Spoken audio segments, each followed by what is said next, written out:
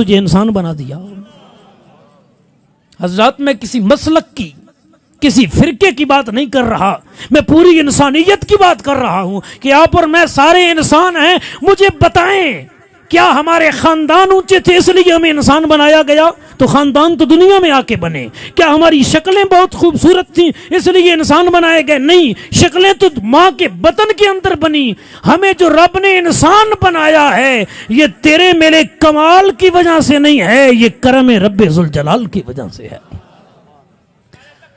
اللہ اکبر،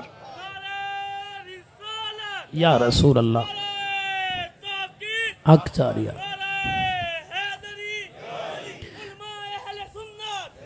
حضرات اگر انسان نہ ہوتے تو ہم جو کچھ بھی ہوتے ہم کچھ کر سکتے تھے؟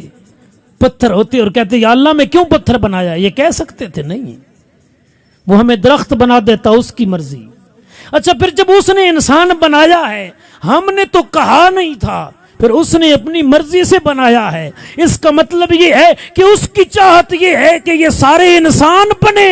ہم نے رب سے محبت بعد میں کی ہے، رب نے ہم سے محبت پہلے کی ہے۔ ہماری چاہتیں بعد میں ہیں، رب کی چاہت ہم سے پہلے ہے۔ سوچئے تو صحیح، یہ 5.5 فٹ کا انسان، اس کے وجود کے اندر بخاری کی حدیث کے مطابق میرے رب کریم نے 360 جوڑ بنائے، کہیں انگلیوں کے جوڑ، کہیں گھٹنوں کے جوڑ، کہیں گردن کے جوڑ، کہیں موڑوں کے جوڑ۔ یہ جو رب نے اتنا وجود انسانی خوبصورت بنایا ہے یہ اس نے اپنی چاہت سے بنایا ہے، اور یہ انسان رب کی ربوبیت کا شاہکار ہے۔ میرے رب کریم نے فرمایا والتین، قسم ہے انجیر کی، والزیتون، اور قسم ہے زیتون کی، وطور سینین، اور قسم ہے طور سینا کی، وہذا البلد الامین، اور قسم ہے اس امن والے شہر بلد امین یعنی مکہ پاک کی۔ 4 قسمیں ذکر کر کے میرے رب نے فرمایا لقد خلقنا الانسان فی احسن تقویم۔ انجیر کی قسم، زیتون کی قسم، طور سینا کی قسم، مکے کی قسم، البتہ تحقیق ہم نے انسان کو بڑا سونا پیدا فرمایا ہے۔ اللہ اکبر، ذرا سوچئے یار، اس نے کتنا کرم کیا، آپ کو اور مجھے انسان بنایا۔ اب میں مثال دینے لگا ہوں، اور اس کو سمجھیے اور ذہنوں میں بٹھائیے، اور جب کبھی موقع ملے آپ کو کھانا کھانے کا تو سوچئے گا ضرور۔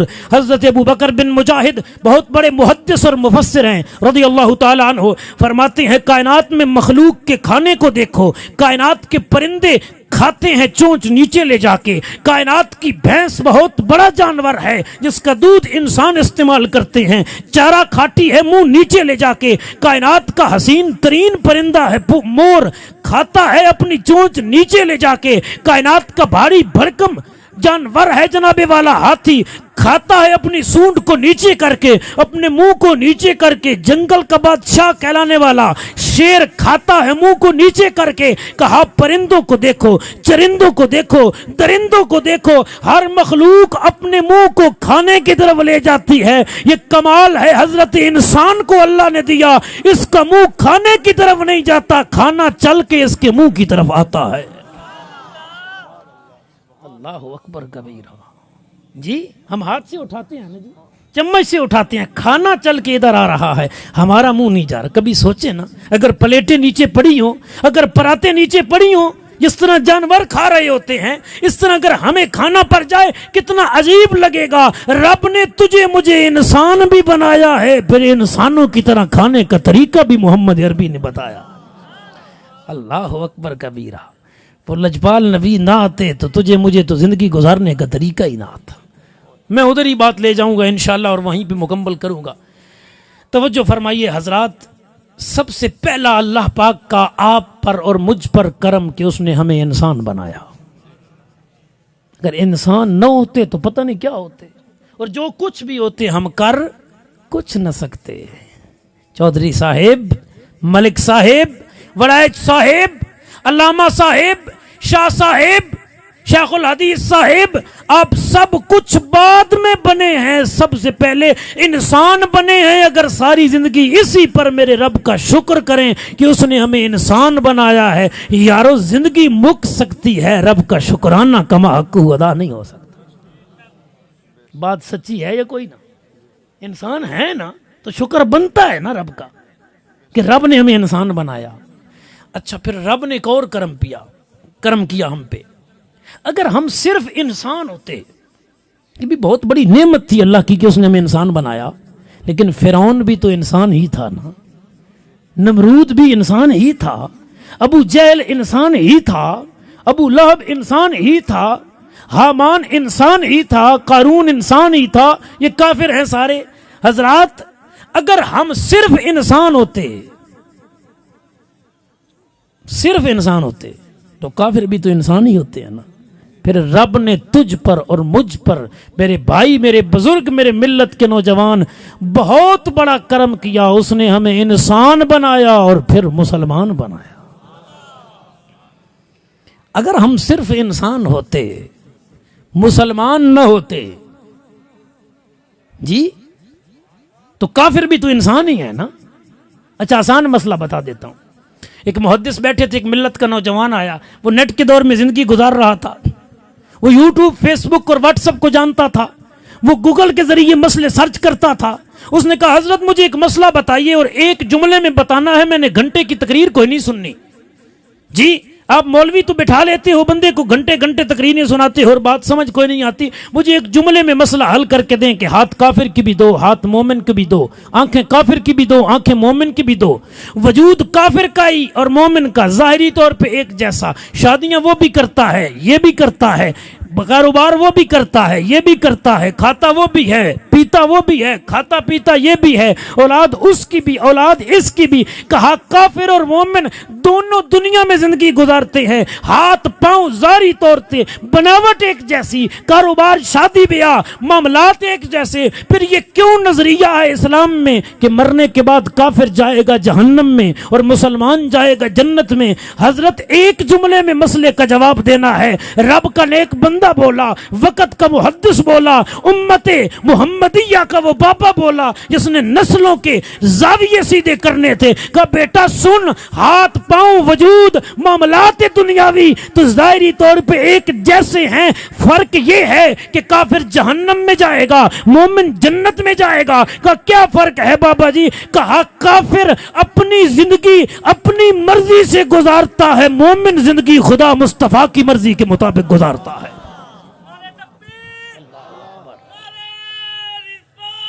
یا رسول اللہ.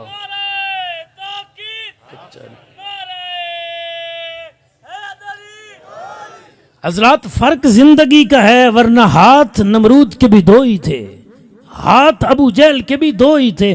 فرق یہ ہے کہ تیرے ہاتھ اپنی ماں بہن بیٹی کی عزت کو چھیننے کے لیے اٹھتا ہے یا تیرا ہاتھ کسی غریب کے سر پہ داد رسی کے لیے اٹھتا ہے. فرق یہ ہے کہ تیرا ہاتھ معاشرے میں کسی کی بھلائی کے لیے اٹھتا ہے یا کسی پہ گولی چلانے کے لیے اٹھتا ہے. سوچنا یہ ہے کہ تیرا ہاتھ شراب کی بوتل کے لیے نکلتا ہے اور پکڑتا ہے یا تیرا ہاتھ رب کے قرآن کے لیے آگے ہوتا ہے اور رب کا قرآن پکڑتا ہے. فرق یہ ہے کہ تیری آنکھیں دنیا کے فحاشی کے نظارے کے لیے استعمال ہوتی ہیں یا نہ اماں ابا کی زیارت کے لیے استعمال ہوتی ہیں. آنکھیں کافر کی بھی ہیں، آنکھیں مومن کی بھی ہیں، زبان کافر کی بھی ہے، زبان مومن کی بھی ہے. فرق یہ ہے کافر زبان کو جیسے مرضی چلائے، مومن پہلے بولتا ہے، جو سوچتا ہے جو بول رہا ہوں کیا وہ ذکر خدا اور ذکر مصطفیٰ کے مطابق ہے یا نہیں. اگر ہے تو پھر کہتا ہے پھر زبان سے نکال، لفظ تو نکالے گا محفوظ رب کے فرشتے کر لیں گے. ہم نے دیکھنا ہے ہمارے اعضاء کیسے استعمال ہو رہے ہیں، اور یہی مسلمانی کا تقاضا ہے. اپنے وجود کو دیکھیے، اللہ پاک نے جو آپ کو اور مجھے وجود دیا ہے یہ کہاں استعمال ہو رہا ہے. یہ میرے دوست کھڑے ہیں ماشاءاللہ بڑی محبت کے ساتھ، اللہ ان کو برکت دے. مجھے ان کو دیکھ کے حدیث یاد آ گئی، آپ کے لیے بھی، میرے لیے بھی اور ان کے لیے بھی. مسلم سے پڑھ رہا ہوں، نبیوں کے تاجدار نے فرمایا میرے غلاموں چوکوں میں نہ بیٹھا کرو، چوک میں نہ بیٹھا کرو، راستے میں نہ بیٹھا کرو. عرض کی آقا مجبوری بن جاتی ہے، کبھی کبھی گھر میں جگہ نہیں، کوئی مہمان آ گیا، کوئی دوست آ گیا، کھڑا ہونا پڑتا ہے، بیٹھنا پڑتا ہے، کوئی گنجائش نکلتی ہے آقا چوک میں بیٹھنے کی، کھڑے ہونے کی. نبیوں کے تاجدار نے فرمایا اگر کھڑا ہونا ہے تو پھر راستے کے حق پورے کرنا، پھر چوک کے حق پورے کرنا. آقا چوک کا کون سا حق ہے؟ فرمایا جب چوک میں کھڑے ہو یا بیٹھے ہو، پہلا حق یہ ہے کہ تیری نگاہیں جھکی ہوئی ہوں، کسی غیر محرم پہ تیری نگاہ نہ پڑے. کہ جس نبی کے میلاد کے لیے آئے ہیں، جس رسول کریم کی ولادت کی رات ہے، جس نبی کے لنگر کے لیے آئے ہیں، جس نبی کے ذکر کے لیے آئے ہیں، اس نے تجھے مجھے راستے میں کھڑے ہونے کا سلیقہ بھی دیا ہے۔ فرمایا جب راستے میں مجبوراً کھڑا ہونا پڑے، بیٹھنا پڑے، تو پہلا حق یہ ہے کہ راستے میں نظریں جھکا کے بیٹھنا، کہ کہیں کوئی ایسا نہ کہے کہ آیا تو محفل میلاد کے لیے ہے، لیکن محلے کی خواتین پریشان حال ہیں کہ ہم یہاں سے کیسے گزر کے جائیں۔ جی پہلا حق راستے کا یہ ہے کہ نگاہیں جھکی ہوئی ہوں۔ دوسرا حق میرے کریم آقا نے فرمایا جو آتا جاتا ملے نا پھر اسے سلام بھی کرنا ہے۔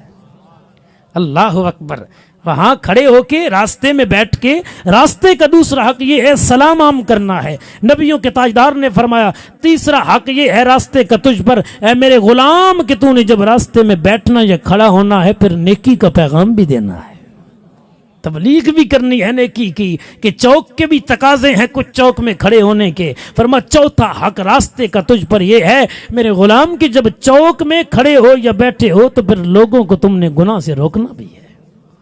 اللہ، سوچو تو صحیح، جس نبی نے زمین پر چوک میں کھڑے ہونے کے اتنے حقوق بیان کیے ہیں، اس نے سکی ماں اور سکے والد کے کتنے حقوق بیان کیے ہوں گے۔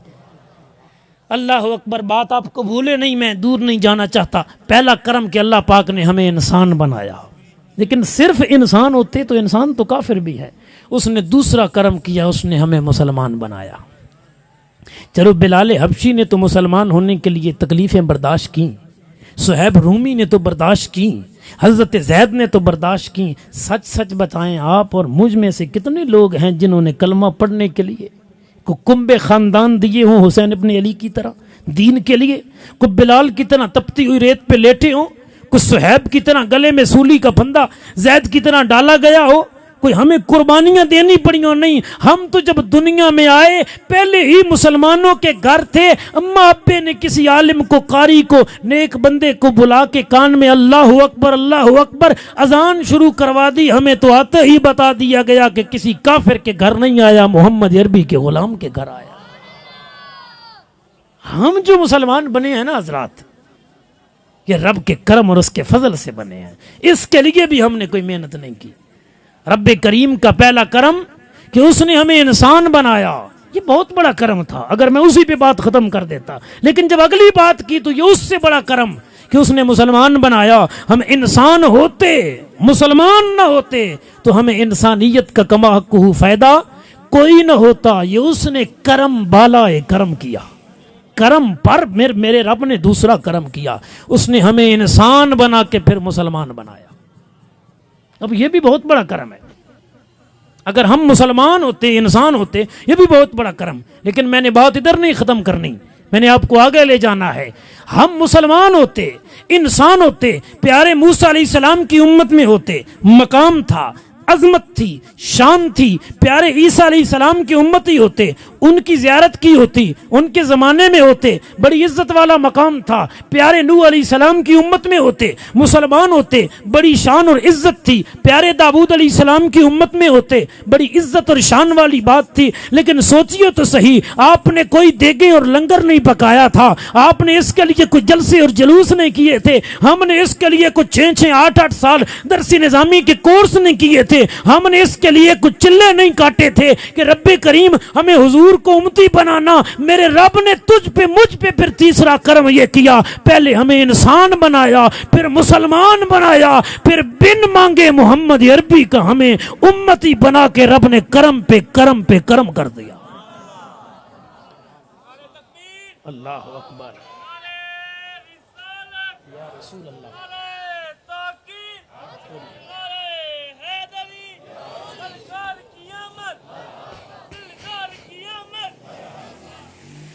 آؤ میں حدیثوں میں تمہیں دکھاتا ہوں کہ حضور کو امتی ہونے والے بندے کا مقام کتنا بڑا ہے، مومن بندے کا مقام کتنا بڑا ہے۔ مسند احمد ابن حنبل سے حدیث پڑھ رہا ہوں، ابو داود ابن ماجہ وغیرہ میں موجود ہے۔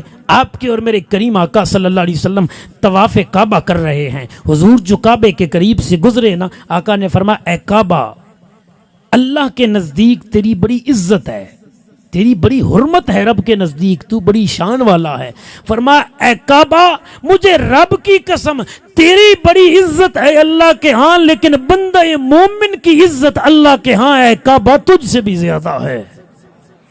اللہ اکبر۔ اور ترمذی کے لفظ ہیں، میرے کریم آقا نے فرمایا جنتی لوگوں کی 120 صفحے ہوں گی، جنتی لوگوں کی 120 صفحے ہوں گی۔ اب امت آئے گی پیارے آدم علیہ السلام کی، امت آئے گی پیارے نوح علیہ السلام کی، امت آئے گی پیارے ابراہیم علیہ السلام کی، امت آئے گی پیارے اسماعیل علیہ السلام کی، امت آئے گی پیارے یوسف علیہ السلام کی، امت آئے گی پیارے موسیٰ علیہ السلام کی، امت آئے گی پیارے زکریا علیہ السلام کی، امت آئے گی پیارے یحییٰ علیہ السلام کی۔ حضور کے علاوہ جتنے انبیاء کرام علیہم السلام دنیا میں جلوہ گر ہوئے، سارے نبیوں کی امتیں آئیں گی اور ان میں سے لوگ جنت میں داخل کیے جائیں گے۔ حبیب کریم نے فرمایا جنتیوں کی کل 40 صفیں بنے گی، جب میرے علاوہ باقی تمام نبیوں کی امت آئے گی تو جنتیوں کی صفیں بنے گی 40۔ فرمایا میں اکیلے محمد مصطفیٰ کی امت آئے گی تو جنت کی 80 صفیں بنا دی جائیں گی۔ کل جنتیوں کی 120 صفیں، 40 صفیں حضور کے علاوہ تمام انبیاء علیہم السلام کی امتوں کی، اور اکیلے حضور کی امت کی 80 صفیں۔ یہ مطلب ہے سارے نبیاں دیاں امتاں جنت ٹر جان گیاں، پھر بھی مصطفیٰ دی امت دا ادھی نہیں بنے گا۔ جی سب سے زیادہ جنتی حضور کی امتی۔ جی نشانی بھی بتا دوں جنتیوں کی، ایک توجہ ہے آپ کی، بڑی آسان جی نشانی۔ کریم آقا صلی اللہ علیہ وسلم کے غلاموں نے عرض کی آقا محشر کا دن ہوگا، ہر نبی کی امت موجود ہوگی۔ آقا ہم آپ سے بڑی محبت کرتے ہیں، بڑا پیار کرتے ہیں، جب بہت سارے نبیوں کی امتی ہوں گے تو آپ ہمیں تمام امتوں میں سے کیسے پہچانیں گے؟ جی بھائی جہاں ہزاروں کا مجمع ہو، لاکھوں کا مجمع ہو، وہاں کسی ایک بندے کو ڈھونڈنا بڑا مشکل، اور محشر کے میدان میں تو اربوں خربوں سے بھی زیادہ مجمع ہوگا۔ غلام نے عرض کیا کہ آپ ہمیں کیسے پہچانیں گے؟